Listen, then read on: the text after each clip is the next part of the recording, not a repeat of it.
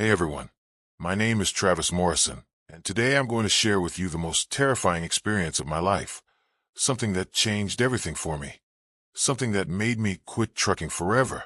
But this isn't just about one night. This is about a chain of events that started months before that cursed evening. Events that I'm only now beginning to understand. Before we begin, I can see that 80% of my viewers didn't subscribe while watching my videos, so please, hit that subscribe button. Give a video a thumbs up, and don't forget to ring that notification bell. Also, please comment below and let me know which country you're watching from and what time you're watching this video. I love hearing from all of you. And if you have your own horror stories, please share them in the comments below or email me. I read every single one. Now, let me tell you what really happened, starting from the beginning, because what I told you before was only part of the truth. I was too scared, too traumatized to reveal everything. But now, after months of research, after connecting with others who experienced similar horrors, I realized that keeping quiet is more dangerous than speaking out. The story actually begins 6 months before that night in Texas. 6 months before I opened those containers and released hell on earth. It started with dreams. Dreams so vivid and terrifying that I would wake up screaming, drenched in sweat, my heart pounding like a drum in my chest. In these dreams, I was always driving, always on a highway that stretched endlessly into darkness. The road was familiar yet wrong, like someone had taken every highway I'd ever traveled and twisted them into something nightmarish. The sky was always the color of dried blood, and there were no stars, just an endless void that seemed to press down on me like a suffocating blanket. But the worst part of these dreams wasn't the landscape, it was the cargo. In every dream, I was pulling a trailer, but I never knew what was inside. I could hear things moving back there, scratching, whispering, calling my name in voices that didn't sound human. And no matter how fast I drove, no matter how far I traveled, I could never escape the sounds. I would wake up exhausted, more tired than when I'd gone to sleep. My wife Janet started to worry. She said I was talking in my sleep, speaking in languages she'd never heard before, making sounds that didn't seem to come from a human throat. She begged me to see a doctor, but I was stubborn. I thought it was just stress from the job, the long hours, the isolation. If only I had listened to her. The dreams continued for weeks, getting more intense, more detailed. I started keeping a journal, writing down everything I could remember, trying to make sense of the images and sounds that haunted my nights. What I discovered terrified me. The highways in my dreams, they were real. Every single one was a route I had driven during my 15 years as a trucker. But in the dreams, they were connected, forming a vast network, a web of roads that covered the entire continent. And at the center of this web, there was always a destination, a place I was being drawn to. But I could never see it clearly. It was always just beyond the reach of the headlights. The voices in the dreams started to become clearer. They were speaking in what sounded like multiple languages, ancient languages, words that seemed to bypass my ears and speak directly to my brain. They were giving me instructions, directions, coordinates, and slowly, horribly, I began to understand what they were saying. They were calling me, summoning me, preparing me for something. Around this time, I started noticing changes in my routes. Morrison Freight Lines began assigning me to different highways, paths I had never traveled before. The dispatcher Madison claimed it was just company reorganization, expanding our service area. But there was something in her voice, something nervous, evasive. The new routes were strange. They took me through areas that seemed untouched by modern civilization, long stretches of highway where I wouldn't see another vehicle for hours, where my radio would pick up nothing but static, where my GPS would malfunction, showing impossible coordinates, locations that didn't exist on any map. And the cargo started to change too. At first it was subtle, shipments that were heavier than their manifests indicated, loads that seemed to shift and move even when the truck was perfectly still, containers that hummed with the low, almost inaudible frequency that I could feel in my bones. I started asking questions, checking the paperwork more carefully, trying to verify the shipping addresses. But every time I inquired, I was told the same thing. Don't worry about it, Travis. Just deliver the load, collect your pay, keep driving. But I couldn't stop worrying. couldn't stop the feeling that something was terribly wrong. The first real sign that this was more than just strange cargo came on a run from Dallas to Denver. I was hauling what the manifest claimed were industrial generators, heavy equipment for a construction company. The pickup location was a warehouse I'd never been to before, located on the very edge of the city, almost in the desert. The building looked abandoned from the outside, cracked concrete, broken windows, weeds growing through the parking lot. But when I knocked on the loading dock door, it opened immediately, as if someone had been waiting for me. The man who greeted me was the same thin supervisor I would later encounter on my final run, Hunter. He looked exactly as I described before, nervous, constantly checking his watch. But there was something else, something I didn't mention in my original story because I thought people would think I was insane. His eyes. His eyes reflected light like an animal's. In the dim light of the warehouse, they seemed to glow with a faint, unnatural luminescence. And when he spoke, his voice had an odd quality, like multiple people speaking in perfect unison. "You're right on time, Travis Morrison," he said, and I realized I had never told him my name. It wasn't on the paperwork he was holding, wasn't visible on my uniform or truck, but he knew who I was. The loading process was strange. Instead of using a forklift or crane to move the generators, workers appeared from the shadows of the warehouse, at least a dozen of them, all moving in perfect synchronization. They loaded the containers by hand, containers that should have been too heavy for human beings to lift. And they were all silent, completely silent. No grunts of effort, no communication between them, no normal sounds of physical labor, just the echo of their footsteps on concrete and the metallic clang of cargo being secured. As they worked, I noticed that each container had markings on it, symbols carved deep into the metal, symbols that seemed familiar somehow, like I had seen them before in my dreams. The symbols seemed to shift and move when I wasn't looking directly at them, creating patterns that hurt to look at, patterns that made my eyes water and my head pound. But the strangest thing happened when the loading was complete. Hunter approached me with the paperwork, and as he handed me the clipboard, our hands touched for just a moment. His skin was cold, impossibly cold, like touching ice or stone, or something that had been dead for a very long time. "Drive carefully, Travis Morrison," he said, and his smile revealed teeth that were too white, too sharp. "The cargo you carry is very, very old. It must be handled with respect." I wanted to ask what he meant, wanted to demand answers, but something in his glowing eyes told me that asking questions would be a very bad idea. So I signed the paperwork, secured my load, and started driving. For the first 100 miles, everything seemed normal. The cargo was stable, the truck was running well, the highway was familiar. But as the sun began to set, as the shadows grew longer, I started to hear the humming. It began as a low vibration, so subtle I thought it might be engine noise. But as I listened more carefully, I realized it was coming from behind me, from the trailer, a deep, rhythmic pulse, like a heartbeat, like something alive. I tried to ignore it, tried to focus on the road, on the radio, on anything other than that steady, hypnotic rhythm, but it seemed to get inside my head, to synchronize with my own heartbeat, to match the pace of my breathing. And then, around midnight, as I was crossing into New Mexico, the humming stopped. The sudden silence was more terrifying than the noise had been. In the absence of that rhythmic pulse, I could hear other sounds, fainter sounds, sounds that made my blood run cold. Whispers, coming from the trailer. Multiple voices, all speaking at once, in languages I didn't recognize, languages that sounded like nothing human, like the sounds wind makes when it blows through ancient ruins, or the noise water makes when it flows over bones. I pulled over at the next rest stop, grabbed my flashlight, and walked to the back of the trailer. My hands were shaking as I pressed my ear against the cold metal, listening for any sign of what might be inside. The voices stopped the moment I touched the trailer, as if they knew I was there, as if they were aware of my presence. I waited for 10 minutes, 15, but heard nothing, just my own ragged breathing and the distant sound of traffic on the highway.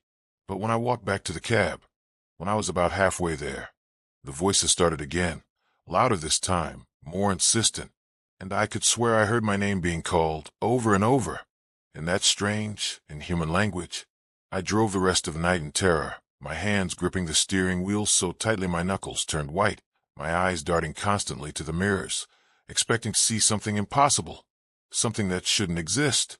By morning, when I delivered the load to a construction site outside Denver, I was exhausted, traumatized, ready to quit trucking forever. But when I tried to tell Madison what had happened, she just laughed, told me I needed a vacation, needed to get some rest. It's just cargo settling, Travis. She said, heavy equipment makes all kinds of noises when it shifts around. You've been driving too long without a break. But I knew it wasn't cargo settling. I knew it was something else entirely, something that defied explanation, something that was very much alive. Over the next few weeks, I tried to return to normal routes, try to haul regular freight, electronics, clothing, food products, anything that didn't hum or whisper or call my name in the darkness.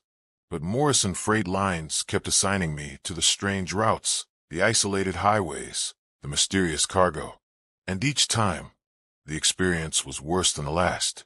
There was the shipment from Phoenix to Seattle, containers that grew cold to the touch, so cold that frost formed on the trailer walls even in the desert heat. I could see my breath when I walked near the back of the truck, and the whispers that came from inside spoke of ice ages and frozen worlds and the death of the sun.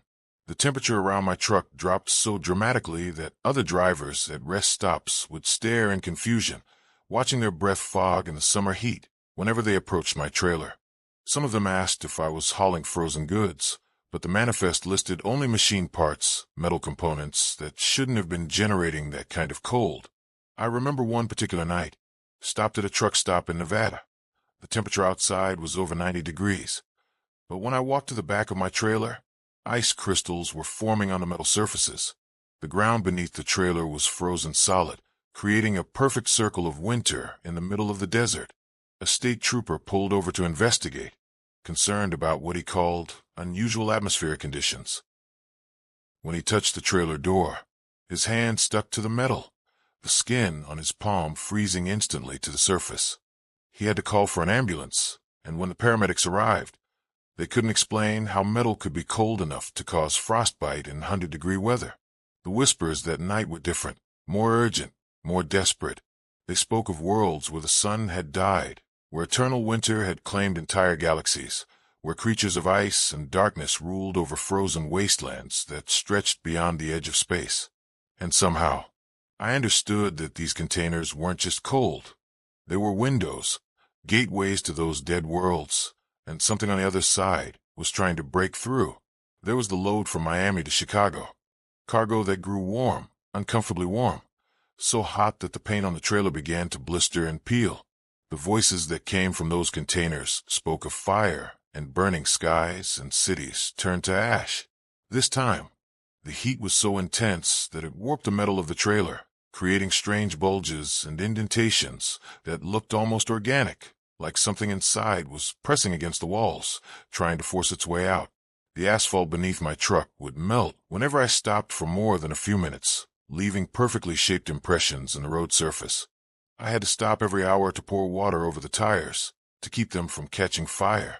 The rubber was actually smoking, releasing toxic fumes that made my eyes burn and my throat close up. Other drivers kept their distance, afraid that my truck might explode, might turn into a rolling inferno that would consume everything around it. But the strangest part was the effect it had on electronics. Every device within 100 yards of my truck would malfunction. Cell phones would overheat and shut down. GPS units would display error messages. Radio equipment would emit nothing but static filled with what sounded like screaming. The whispers from those containers spoke of worlds consumed by fire, of civilizations that had burned until nothing remained but ash and memory. They described the final moments of countless species, the last breaths of dying planets, the silence that followed the end of everything. And I began to understand that these weren't just voices. They were the last witnesses, the final survivors of realities that no longer existed. There was the shipment from Los Angeles to New York, containers that seemed to bend light around them, creating optical illusions, making the trailer appear longer than it actually was, or shorter, or twisted into impossible geometries. The whispers from those containers spoke of dimensions beyond human understanding, of realities that existed parallel to our own. These containers defied every law of physics I understood. From certain angles, the trailer would appear to be miles long, stretching beyond the horizon, while from other perspectives, it seemed to shrink to the size of a toy. When I tried to walk around it, to measure its actual dimensions, I would find myself lost in impossible spaces, corridors that existed inside the trailer, but were larger than the trailer itself. Other drivers reported similar experiences. They would see my truck approaching from miles away, but when they tried to pass me, they couldn't catch up, as if the distance between us was constantly changing, expanding and contracting according to rules that didn't exist in our reality. The whispers from these containers were the most disturbing of all. They didn't speak of destruction or death. They spoke of transformation, of change so fundamental that it would rewrite the basic nature of existence. They described realities where up was down, where time flowed backward, where cause and effect had no meaning. And they promised that soon, very soon, our world would join them in that endless maze of impossible dimensions. With each run, I learned more about what I was carrying, and with each revelation, my terror grew. The containers weren't just holding cargo, they were holding prisoners, ancient beings that had been trapped for millennia, locked away by forces I couldn't comprehend, waiting for someone like me, someone who would unknowingly transport them across the barriers that kept them bound. But there was more to it than I initially understood. The containers weren't just prisons, they were also weapons. Each one contained not just an entity, but a fragment of its own reality, a piece of whatever dimension or timeline or universe these beings had originally inhabited. The cold containers held pieces of dead worlds, realities where entropy had run its course, where the universe had expanded and cooled until nothing remained but ice and darkness. The entities trapped inside were the last survivors of those worlds, beings of pure cold who had watched their entire reality freeze into permanent stasis. The hot containers held fragments of burning universes, realities consumed by endless fire, where stars had exploded simultaneously, where matter itself had ignited and burned until only energy remained.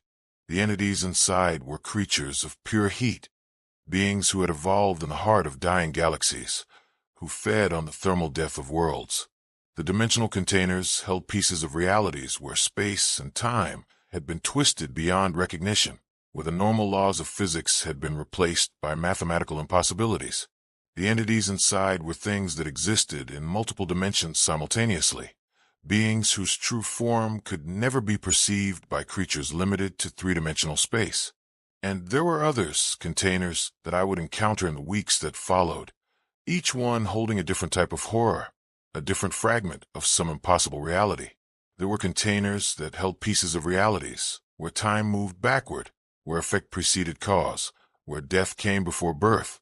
The whispers from these containers spoke in reverse, starting with conclusions and working backward to premises, telling stories that began with endings and concluded with beginnings.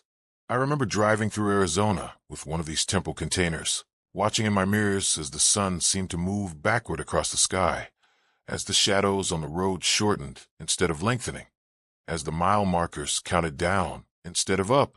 For 6 hours, I drove through a bubble of reverse time, aging backward, my memories becoming fuzzy and uncertain, my thoughts moving in reverse sequence.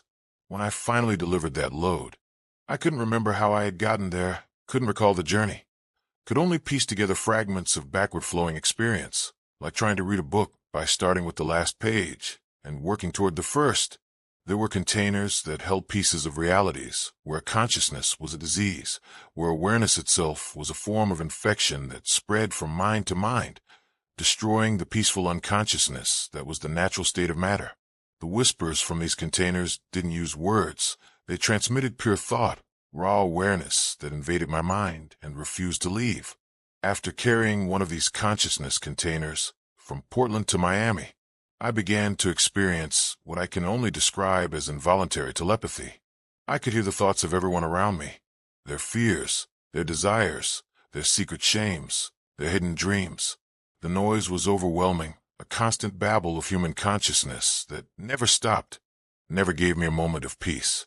But worse than hearing their thoughts was the knowledge that they could hear mine, that my consciousness was broadcasting itself to everyone within a certain radius, that my private thoughts were no longer private, that my mind had become a radio station transmitting on all frequencies. There were containers that held pieces of realities, where gravity worked differently, where the fundamental forces that held matter together had different values, where atoms couldn't form, where energy and matter existed in states that shouldn't be possible. The whispers from these containers spoke of falling upward, of weight without mass, of motion without direction. When I carried these containers, the very air around my truck would behave strangely, becoming thick as water in some places, thin as vacuum in others. I would feel myself becoming heavier and lighter randomly, sometimes pressed into my seat by invisible force, sometimes floating against the cab's ceiling despite my seatbelt. Other vehicles on the road would experience similar effects. I watched cars flip upside down for no reason, their occupants pressed against the roof by impossible gravity. I saw birds flying in loops and spirals, unable to navigate in the distorted gravitational fields that surrounded my truck. There were containers that held pieces of realities, where light behaved as sound, where color had texture, where vision and hearing had somehow become confused. The whispers from these containers weren't heard but seen, appearing as shapes and patterns that moved across my vision, spelling out messages and languages made of pure visual sensation. When I carried these containers, the world became a symphony of color. Every sound produced a corresponding visual display. The rumble of my engine creating ribbons of deep red that flowed across the windshield, the whistle of wind generating spirals of blue and silver, the voices from the radio manifesting as geometric patterns that danced in the air. But the most terrifying effect was on human perception. People who saw my truck would experience temporary synesthesia, their senses scrambling and cross-connecting. They would taste colors, smell sounds, hear textures. For most people, the effect lasted only minutes, but some never recovered, their brains permanently rewired by exposure to impossible sensory combinations. The highways themselves were part of the prison. The constant movement, the vibrations of the truck, the specific routes I was assigned. It was all designed to weaken the containment, to slowly, gradually erode the mystical barriers that held these creatures. But I was beginning to understand that the highway network served another purpose as well. It wasn't just weakening the containers. It was preparing our reality for invasion. Each mile I drove was creating microscopic tears in the fabric of space-time, tiny wounds that would eventually connect, forming permanent gateways between our world and theirs. The routes I was assigned weren't random. They formed precise geometric patterns when viewed from above, complex sigils that covered the entire continent. Each intersection was a focal point, a place where multiple realities touched, where the barriers between dimensions were thinnest. I started plotting my routes on maps, connecting the dots between pickup and delivery locations. What I discovered chilled me to the bone. The pattern wasn't just covering North America. It was part of a larger design, a global network that included highways in every country, roads that had been built over the course of centuries, following plans that no human architect had ever drawn. The ancient beings weren't working alone. They had allies, human collaborators who had been preparing for their return for generations. Entire governments, corporations, religious organizations, all secretly serving masters that existed beyond the reach of human understanding. And I was beginning to realize that the trucking industry itself was part of the conspiracy. Not just Morrison Freight Lines, but companies across the globe, all connected by invisible threads of influence, all serving the same impossible purpose, all working to transport fragments of alien reality across the carefully designed pattern of roads that would eventually tear our world apart. And I was the key, the unwitting accomplice in their escape. The dreams that had started months earlier, they weren't just dreams. They were communications, instructions. The ancient beings were reaching out to me, preparing me, conditioning me for my role in their return. Every night, the dreams became more vivid, more detailed. I would find myself standing in places that didn't exist, ancient cities with architecture that hurt to look at, vast chambers filled with symbols that moved and writhed like living things. And always, there were the voices telling me where to drive, what to carry, how to help them return to the world. But the dreams were more than just communications. They were also tests, challenges designed to measure my psychological resilience, my ability to withstand the mental pressure that would come from prolonged exposure to their influence. In the dreams, I would be forced to make impossible choices, to navigate mazes that had no solution, to answer riddles that had no correct answer. Each failure would result in punishment, visions of torture that were so realistic I would wake up with physical injuries, bruises and cuts that had no source in the waking world. But each success would bring rewards, glimpses of knowledge that no human was meant to possess, understanding of forces and energies that could reshape reality itself, the promise of power beyond imagination. If only I would continue to serve them. The dreams began to bleed into my waking hours.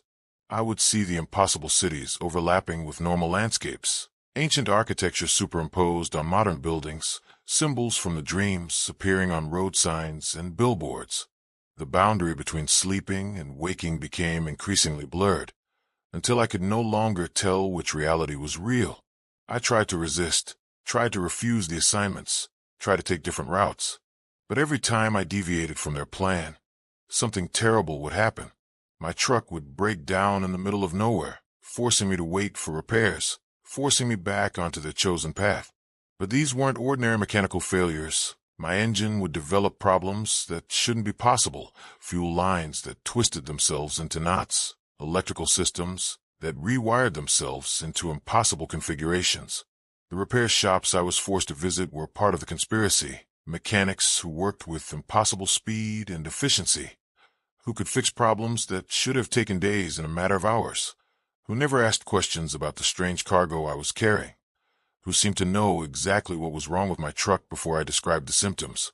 These mechanics all had the same look, the same nervous energy, the same reluctance to make eye contact. And when they thought I wasn't looking, their eyes would reflect light in that familiar, unnatural way. My GPS would malfunction, showing roads that didn't exist, leading me in circles until I had no choice but to follow the route they wanted. But the malfunction was too precise, too purposeful. The device would show me exactly where I needed to go, displaying destinations that weren't in its memory, calculating routes that ignored normal traffic patterns and road conditions. When I tried to use paper maps, they would change while I watched, new roads appearing, old roads disappearing, the entire geography shifting to match the requirements of my mysterious employers. Reality itself seemed to be rewriting itself to ensure that I had no choice but to follow their plan. Other drivers would disappear, fellow truckers who had questioned the cargo, who had asked too many questions, who had tried to warn others. One day they would be there, the next day gone, as if they had never existed. But it was worse than just disappearing. When I tried to ask about these missing drivers, other people would look at me with confusion, claiming they had never heard of them, never seen them, as if their very existence had been erased from the memories of everyone who had known them. I started keeping a journal, writing down the names of drivers who had shared similar experiences, documenting their stories, their fears, their attempts to resist. But when I would check my journal the next day, the entries would be gone, replaced by blank pages, or worse, by entries I didn't remember writing, describing experiences I'd never had, meeting people I had never met. The missing drivers started appearing in my dreams, fellow truckers who had once questioned the cargo, now serving as workers in those impossible warehouses, loading containers with silent efficiency, their eyes reflecting that familiar unnatural light, their movements too synchronized, too precise. And the missing drivers. I started having dreams about them too. I would see them in those impossible cities, in those ancient chambers, but they weren't human anymore. They had been changed, transformed, turned into something else, something that served the ancient beings. In the dreams, they would try to communicate with me, to warn me, to beg for help, but their voices were distorted, filtered through alien vocal cords, translated into languages that hurt to hear. Their messages were always the same. Don't let them complete the pattern. Don't deliver the final load. Don't open the containers. But even in the dreams, they were being watched, monitored by things that moved in shadows, creatures that existed in the spaces between seconds, guardians who ensured that no useful information could pass between the transformed drivers and those of us who were still human. The final shipment, the one I described in my original video, was different from all the others. This time, they wanted me to know, wanted me to understand, wanted me to be fully aware of what I was doing. Hunter was waiting for me at the warehouse. But this time, he wasn't trying to hide what he was. His eyes glowed openly. His skin was pale as moonlight. His movements were too fluid, too graceful, too inhuman. But there were others with him. Figures that hadn't been there before. Beings that wore human shapes like poorly fitting clothes, their proportions slightly wrong, their faces too symmetrical, their smiles revealing teeth that were all exactly the same size and shape. "Tonight, Travis Morrison," Hunter said, and his voice came from all of them at once, a perfect chorus of identical tones. "Tonight you complete your purpose. Tonight you set us free." The warehouse was different too, larger than it should have been. The walls stretching up into darkness that seemed to go on forever. The loading dock extending back into spaces that violated every law of architecture, chambers within chambers within chambers, all existing in the same physical location but occupying different dimensions of space. The loading process was different too. The workers who emerged from the shadows weren't human. I could see that now. Their proportions were wrong. Their faces were too angular, their movements too synchronized. They were the missing drivers, the ones who had disappeared, transformed into servants of the ancient beings. But I recognized some of them, drivers I had known for years, men who had families, wives and children, who were probably still wondering what had happened to them. Now they moved with mechanical precision, their humanity stripped away, their souls replaced by alien purpose. They looked at me with eyes that held no recognition, no memory of their former lives, no trace of the people they had once been. They were empty vessels now, hollow shells animated by foreign intelligence, living puppets controlled by masters who existed beyond the boundaries of our reality. As they loaded the containers, I could see inside them, see the creatures that had been imprisoned for so long.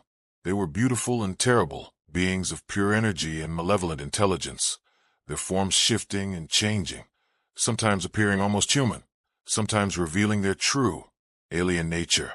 But these weren't just individual creatures. They were fragments of collective consciousness, pieces of vast intelligences that spanned multiple realities. Each container held a different aspect of the same cosmic entity, a being so large and complex that it could only exist by distributing itself across dimensions. They looked at me with eyes that burned like stars, and I could feel their thoughts pressing against my mind, not promising power or knowledge as they had in the dreams, but revealing their true intentions, their plans for humanity, their vision of what our world would become once they were free. I saw cities transformed into impossible geometries, buildings that existed in multiple dimensions simultaneously, architecture that followed rules that had never been written, structures that served purposes no human mind could comprehend. I saw humans changed, evolved, mutated into forms better suited to serve alien masters, beings with additional limbs, extrasensory organs, neural structures redesigned for perfect obedience, creatures that had once been human but retained no memory of their original nature. I saw the sky darkened permanently, the sun replaced by artificial stars that provided light, but no warmth. Atmospheric conditions adjusted to match the preferences of beings who had evolved in the space between galaxies, weather patterns that followed mathematical formulas rather than natural processes. I saw the oceans boiled away, replaced by liquid substances that could support life forms made of crystallized energy, seas that existed in dimensions perpendicular to our own bodies of water that flowed upward into the sky, defying gravity because gravity itself had been redesigned. But I also felt their hunger, their rage, their desire for revenge against the younger gods who had imprisoned them, against the humans who had inherited the earth in their absence, against the very concept of free will that had allowed lesser beings to thrive while they remained trapped. The drive that followed the voices, the manifestation of the three figures, the opening of the containers, all of that happened exactly as I described. But what I didn't tell you was what happened after the police left, after I was released from the hospital, after the FBI closed their investigation. The ancient beings didn't just disappear. They didn't just fade away into the night. They stayed. They watched. They began their work. But their escape wasn't complete. The containers had held them for so long that they had become dependent on physical anchors. They needed time to adjust to existing in our reality. Time to remember how to manipulate matter and energy without the aid of technological imprisonment. For the first few days after their release, they were vulnerable, weak, struggling to maintain coherent form in a dimension that operated according to different physical laws. This was when they could have been stopped, when they could have been forced back into containment, if anyone had known what to look for. But no one understood the true nature of what had been released. The authorities treated it as an isolated incident, a truck driver who had suffered a nervous breakdown, a cargo theft that had gotten out of hand. They didn't recognize the signs of interdimensional intrusion, didn't realize that reality itself was being slowly rewritten. Within days of my encounter, strange things started happening across the country. Unexplained phenomena that the media dismissed as hoaxes or mass hysteria, but which I recognized as the signs of their influence. Electronic devices began malfunctioning in specific patterns, creating networks of interference that corresponded to the routes I had driven, the locations where the containers had been delivered. The malfunctions weren't random. They followed precise mathematical sequences, creating communication networks that operated on frequencies that shouldn't exist. The interference wasn't just blocking normal communications. It was transmitting, sending signals that could only be detected by specially modified equipment, broadcasts that contained instructions, coordinates, assembly points for those who serve the ancient beings. Animals started behaving strangely, migrating in wrong directions, attacking humans without provocation, gathering in impossible numbers in places that had been delivery sites. But the behavior wasn't random, wasn't natural. The animals were being controlled, used as scouts and messengers, their primitive nervous systems hijacked and repurposed. I watched news reports of bird migrations that formed perfect geometric patterns, flocks that moved at mathematical precision, creating symbols in the sky that matched the markings I had seen on the containers. Herds of deer and elk that abandoned their normal territories, moving along highway routes that corresponded exactly to the delivery network, gathering at specific coordinates to perform rituals that no natural animal behavior could explain. People began reporting shared dreams, nightmares of ancient cities and burning skies, visions of beings with glowing eyes who spoke in languages that bypassed the conscious mind. But these weren't just random nightmares. They were recruitment tools, methods of identifying humans who might be useful, who might be converted, who might serve as local agents. The dreams followed specific patterns, testing the psychological resilience of potential recruits, measuring their ability to accept impossible realities, determining their willingness to abandon human loyalties in exchange for promises of power. Those who passed the tests would receive more detailed instructions, more specific visions, more direct contact with their new masters, and the disappearances accelerated. No longer just truck drivers, but scientists, government officials, religious leaders, anyone who might pose a threat to their plans, anyone who might be able to recognize what was happening. Anyone whose knowledge or authority could interfere with the transformation of human civilization. But the disappearances followed a specific pattern. The ancient beings weren't randomly eliminating threats. They were strategically removing key individuals, creating power vacuums that could be filled by their human servants, ensuring that when the time came for open conquest, there would be no organized resistance. I tried to warn people, tried to contact authorities, tried to use social media and news outlets to spread the truth. But every time I spoke out, bad things would happen. My phone would ring in the middle of the night, and when I answered, I would hear those familiar whispers, those inhuman voices, warning me stay silent, reminding me that they knew where I lived, that they could reach me anywhere. But the warnings weren't just threats. They were demonstrations, proof that they had already begun to infiltrate human communication systems, that no conversation was private, that no location was safe. The voices weren't just coming through my phone anymore. They were everywhere, in the radio static, in the hum of electrical appliances, in the whisper of wind through trees. They had learned to use any vibration, any frequency, any medium that could carry sound to reach me. But worse than the voices was what I started seeing in reflections, in mirrors, in windows, in puddles of water. I would catch glimpses of those impossible cities, Those ancient structures superimposed over our reality like ghostly overlays. The transformation had already begun, and only I could see it. The reflections showed what our world was becoming, what it would look like when their work was complete.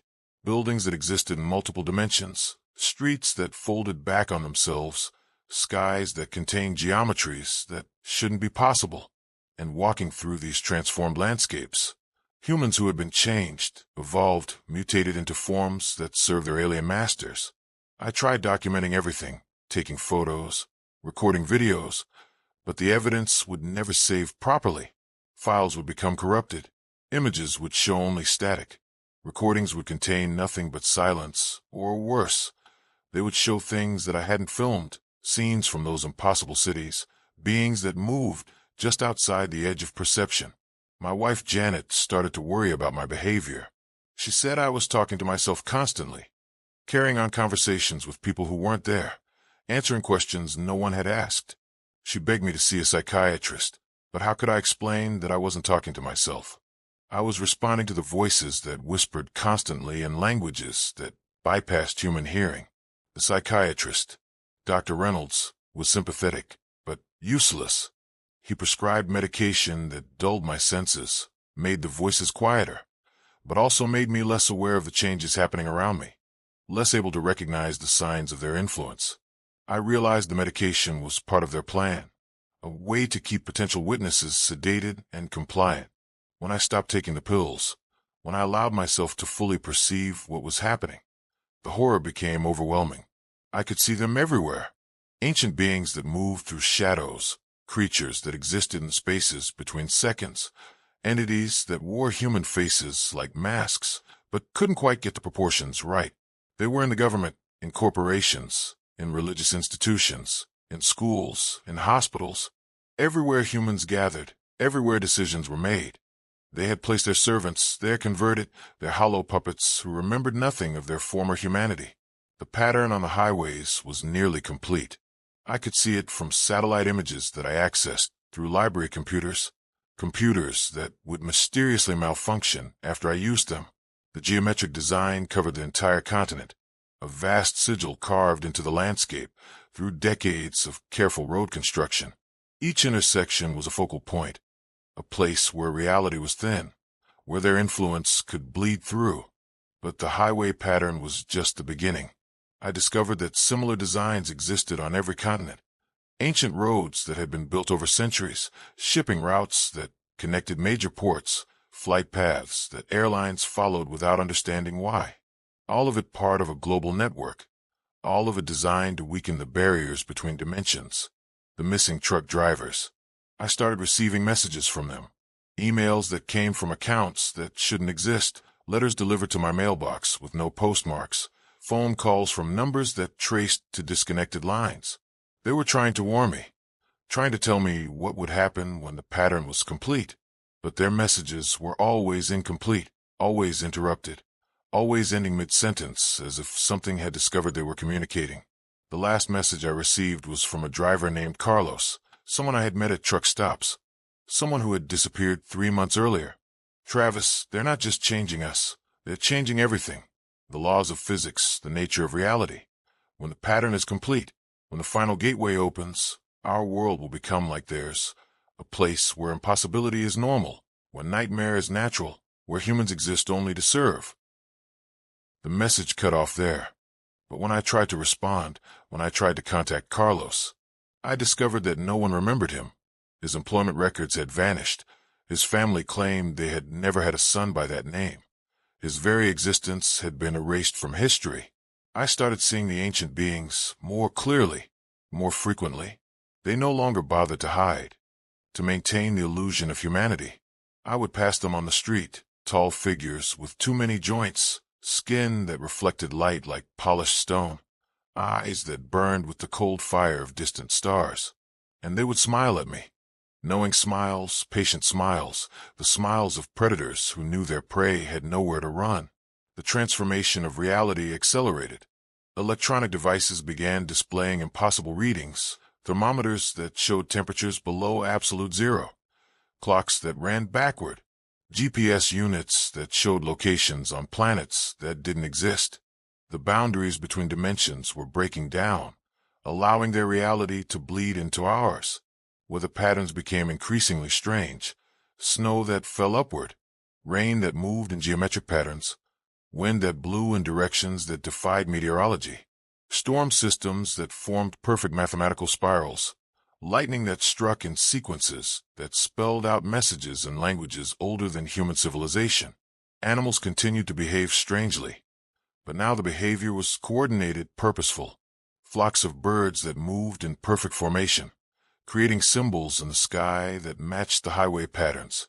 Insects that gathered in specific locations, forming living mandalas that pulsed with alien intelligence. Fish that swam upstream in rivers, against currents that should have been impossible to navigate. Plants began to change, growing in unnatural patterns, producing flowers that bloomed in colors that didn't exist, roots that grew in geometric spirals, leaves that rustled without wind, trees that leaned toward specific compass directions, creating natural arrows that pointed toward the focal points of the highway network.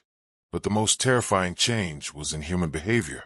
People were becoming more compliant, more docile, more willing to accept authority without question. They moved with increasing synchronization, their individual personalities slowly merging into collective consciousness, their free will gradually being replaced by alien purpose. I watched neighbors who had known each other for decades suddenly acting like strangers, families where members would stare at each other with blank expressions, as if they were seeing familiar faces, but couldn't remember why those faces should be familiar. Communities where individual identity was slowly dissolving, replaced by hive mind mentality. The media began reporting these changes as social progress, as evolution, as humanity's natural development toward higher consciousness. But I could see the truth in the reporters' eyes, the same unnatural reflection, the same empty expression, the same hollow smile that indicated they were no longer human. School started teaching new subjects, mathematics based on impossible geometries, history that included civilizations that had never existed, science that described physical laws that contradicted everything we knew about reality. Children came home speaking languages their parents didn't recognize, drawing symbols that hurt to look at, asking questions that no child should know how to ask. Religious institutions began preaching new doctrines, worshiping entities they called the awakened ones, the ancient teachers, the cosmic liberators. Services where congregations chanted in unison, their voices combining to create frequencies that opened tiny tears in dimensional barriers, their prayers serving as invocations, calling their new masters home. Medical facilities reported increasing numbers of patients with unusual symptoms, people whose body temperature had dropped to levels that should have been fatal, patients whose brain scans showed neural activity in regions that didn't exist, individuals whose blood tests revealed substances that couldn't be identified. But instead of investigating these anomalies, the medical establishment simply redefined them as normal. Technology began operating according to new principles. Computers that processed information faster than their hardware should allow. Phones that connected calls to numbers that existed in other dimensions. Vehicles that consumed no fuel but continued running indefinitely. Machines that had somehow learned to function using energy sources that science couldn't explain. The stock market began following patterns that matched the highway network, economic fluctuations that corresponded to the completion of specific road segments. Financial institutions that invested in projects they couldn't explain, using algorithms that produced profits through methods that violated basic mathematics. Currency exchanges where money was traded for substances that couldn't be measured or weighed. But I wasn't the only one who could see what was happening.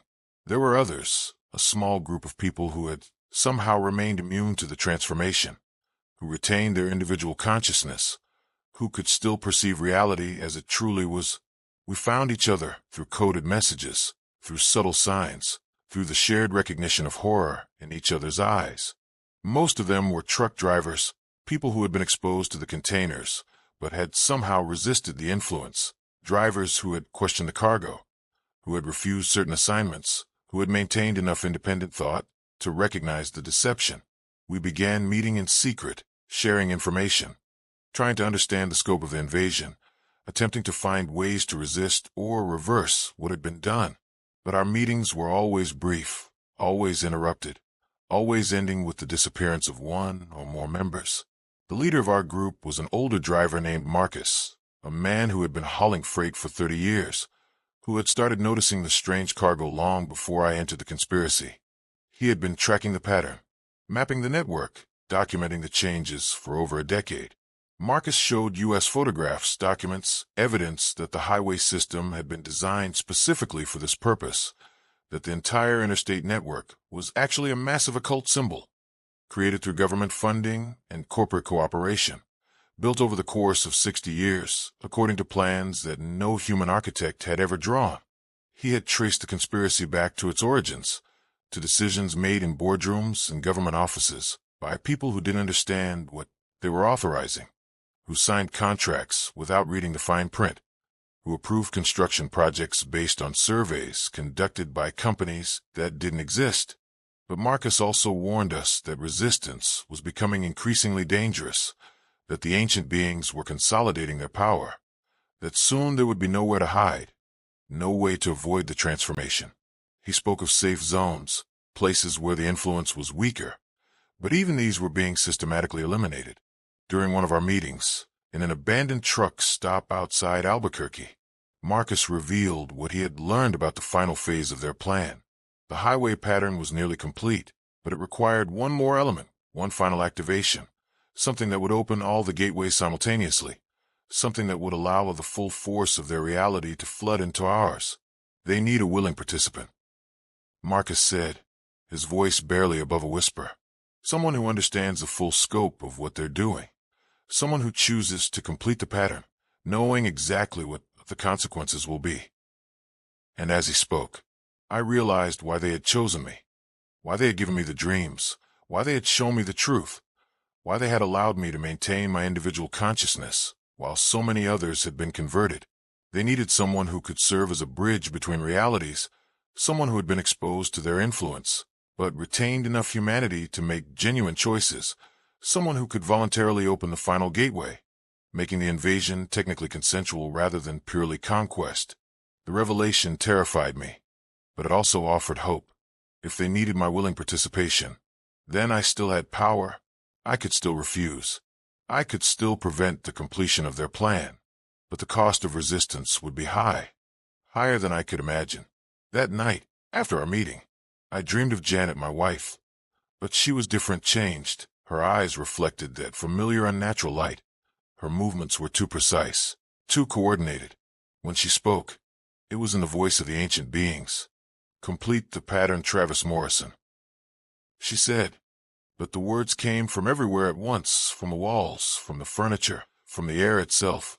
Complete the pattern, and she remains herself. Refuse, and watch her become like the others, hollow, empty, serving masters she will never understand. I woke up screaming, but when I reached for Janet, when I tried to shake her awake, her skin was cold, impossibly cold, and her eyes, even in sleep, reflected light that had no source. They had taken her. Not completely, not yet, but enough to use her as leverage, enough to make their threat real. I had to choose between saving my wife and saving the world, between preserving the woman I loved and preserving humanity itself.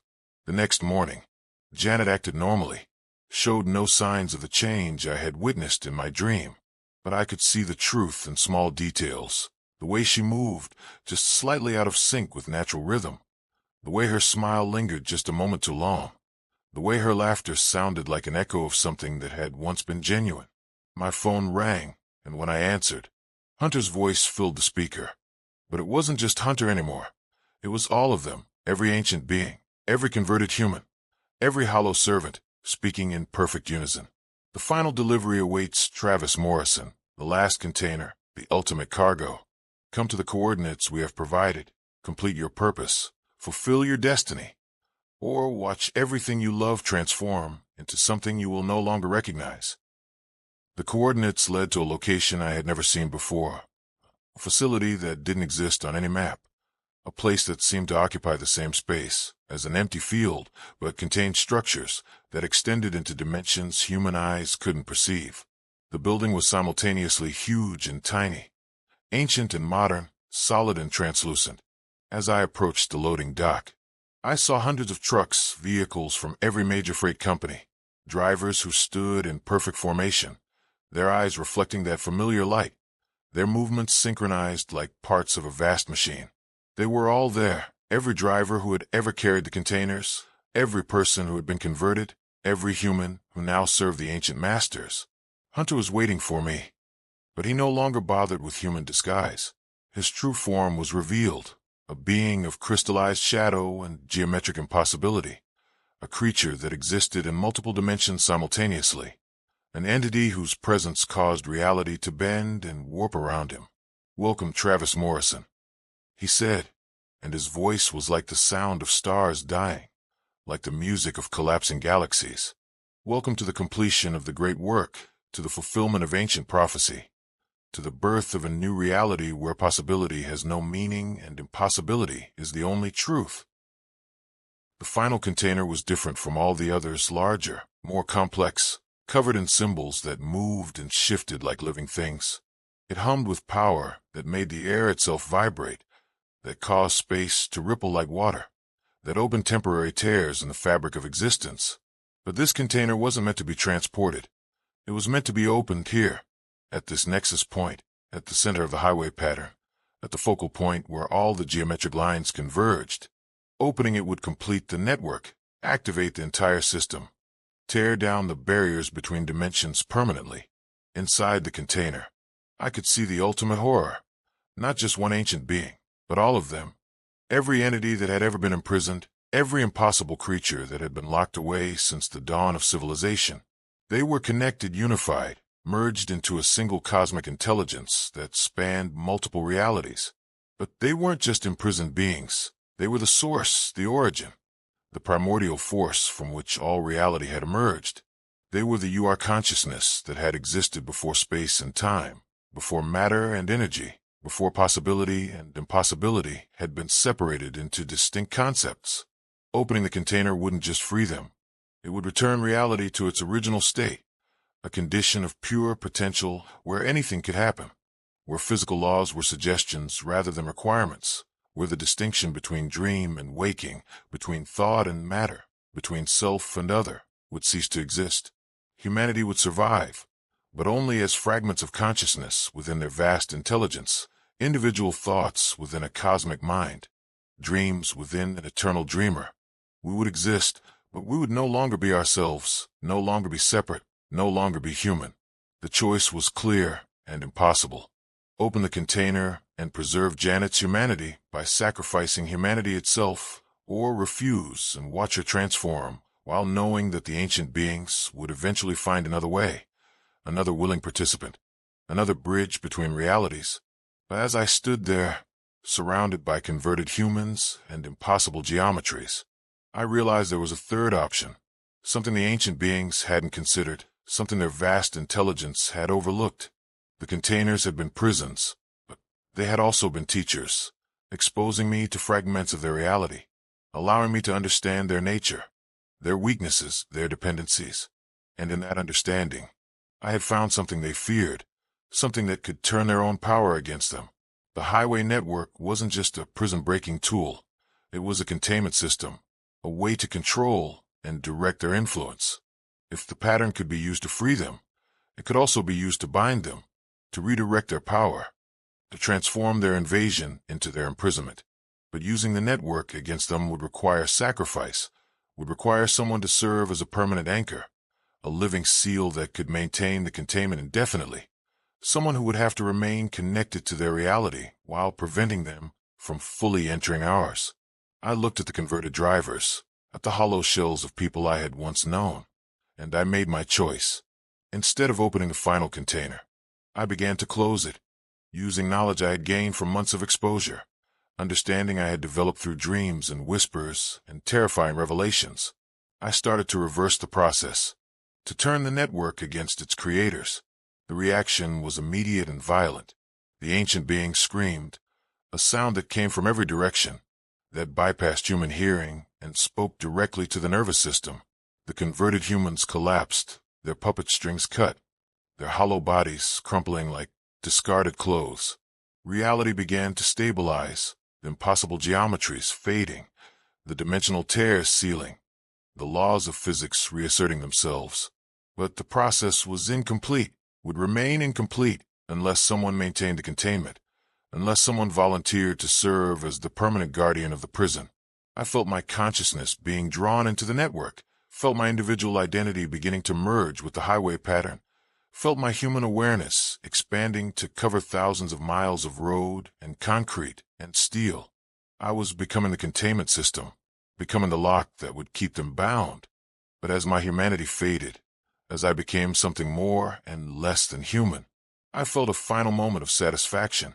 Janet was safe, the world was safe, humanity would continue, would remain free, would retain the precious gift of individual consciousness. The last thing I remember as Travis Morrison was the sound of trucks starting, converted drivers awakening from their servitude, hollow shells regaining fragments of their former selves. The network was still there, would always be there, but now it served as a prison rather than a liberation tool. I exist now as something between human and highway, between consciousness and concrete. I am the guardian of the great containment, the eternal watchman who ensures that the ancient beings remain bound, that their reality never fully merges with ours. Sometimes I can still communicate, still reach out through electronic devices, through radio signals, through the vibrations that travel along the interstate system. I try to warn people, try to share my story, try to make sure that others understand the true nature of the network they drive on every day. The containers still move, but now they carry fragments of the prison rather than fragments of the prisoners. The trucks still follow specific routes, but now those routes maintain the containment rather than weakening it. The drivers still serve, but now they serve humanity rather than alien masters. But the thread is not over, will never be over. The ancient beings are patient, eternal, always searching for new ways to escape, new methods of influence, new servants who might be willing to reverse what I have done. Watch for the signs, the unusual cargo, the strange routes, the drivers with hollow eyes, the containers that hum with impossible frequencies. If you see these things, if you encounter the network, remember my story. Remember the price of curiosity. Remember that some doors should never be opened. The highways are safe now, but they require constant vigilance, eternal watchfulness. And somewhere in the network of roads and signals and electronic communications, I am watching, waiting, ensuring that the ancient horrors remain bound. But I am not alone. There are others like me, other guardians who made similar choices, other drivers who became part of the containment system. We exist in the spaces between destinations, in the moments between departure and arrival, in the eternal journey that has no beginning and no end. We are the price of freedom, the cost of keeping reality stable, the sacrifice that ensures humanity remains human. And we will continue our vigil forever, until the stars burn out and the universe grows cold, and even the ancient beings surrender to entropy. So remember us when you drive the highways. Remember the truckers who gave up their humanity to preserve yours. Remember that every mile you travel safely is maintained by those who chose imprisonment over conquest, who chose service over freedom, who chose to become the lock rather than the key. The road goes on forever, and so do we. Thank you for watching this final chapter of my story. Thank you for listening to the complete truth about what happened on those highways, about what still happens every day on the roads you drive without knowing. If you enjoyed this story, if it gave you chills, if it made you look at the interstate system with new eyes, please hit that like button. Please subscribe to my channel. Please share this with others who need to know the truth. What topic would you like me to cover next? What other horrors are hiding in plain sight? What other truths are waiting to be revealed? Leave your suggestions and comments below. Tell me what scares you most. Tell me what mysteries you want solved. And remember, the next time you're driving alone at night, the next time you pass a truck on a dark highway, the next time you hear whispers and the radio static, think of us. Think of the guardians who watch over you. Think of the price that was paid for your safety. The network is always listening, always watching, always protecting. And we will never stop, never rest, never abandon our post. Until next time, drive safely, stay vigilant, And remember that not all heroes wear capes. Some wear trucker hats and drive 18-wheelers into eternity.